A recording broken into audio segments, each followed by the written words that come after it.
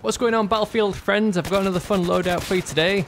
But before we get started with this one, just a quick heads up. I actually put the choice of today's loadout down to a community vote. It was between a G36 loadout and a Scar H loadout. And I posted up on my Facebook and Twitter accounts which one you guys would like to see.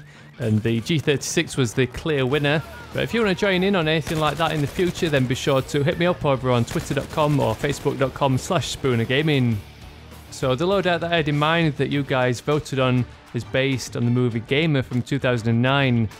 The movie itself isn't particularly good, but it does include some cool action sequences where Gerard Butler's character Cable is part of a real-life game called Slayers, and he's controlled by a teenage gamer and he has to fight his way through these levels to victory.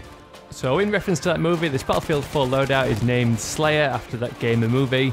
And we're going to use the assault kit for this one in order to run some of the weapons and equipment, and I'd label this one as easy. We're not going to run the best configuration of attachments, but the G36C is a pretty competitive weapon, and I did get some good scoring games with this setup. So let's get started and take a look at the weapon setup for our Slayer loadout. Now in the movie, the standard weapon for the character Cable while he's fighting his way through each level is the G36C. It does get various upgrades as the movie goes on, which we'll refer to later, but the main configuration we're going to go for is to leave the iron sights and the standard barrel, but as you can see from the movie clips, it does use a vertical grip, so if you've unlocked the vertical grip from the battle packs, that's the one you'll want to use, otherwise just go with the ergo grip. Then one more attachment I thought was quite a good fit was the green laser sight, again another battle pack attachment. Because these are all death row convicts who are fighting in this real life game, all the weapons have safety measures which render them useless, and that's identified by a little box with a red or a green LED. When the game starts we see that LED turn green, which means the weapon is now live, so I thought that green laser sight was kind of a good reference to this.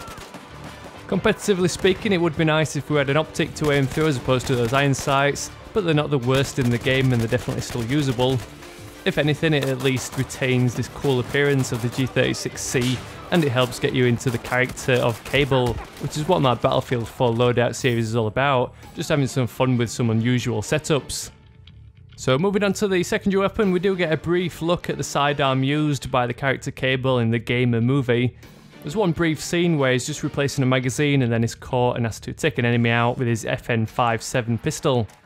Thankfully that's another weapon that we do have in Battlefield 4, so we'll go with the FN57, then leave the weapon set up as stock by leaving the default iron sights, equip no accessory and leave the standard barrel. So I did mention that Cable does go through some upgrades, particularly on his weapon. For one of the later rounds is given a grenade launcher which launches these like futuristic smart explosives that fire up in the air and target enemies and blow them to bits. The G36C in Battlefield 4 isn't one of those weapons that we could have equipped the underslung rail in order to attach the M320 to our weapon.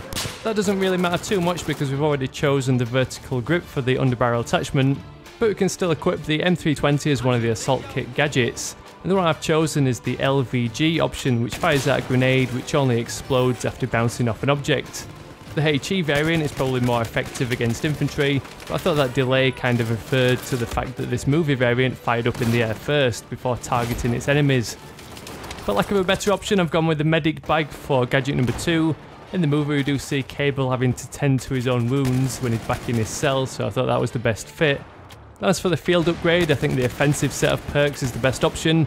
After all, Cable does have to fight his way through these levels in order to reach the save point, so these abilities of faster sprint, more ammo and less fall damage will all come in handy.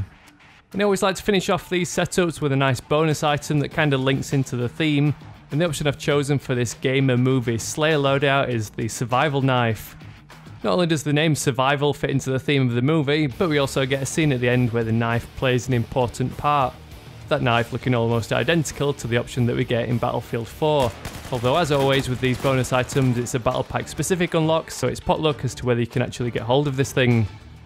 So we'll definitely give this setup a try and have some fun in Battlefield 4 running around as if you're a real life Slayer. If you do have some fun with this loadout or if you just enjoyed my video, I'd really appreciate a thumbs up just to help spread the word and share the video with your friends.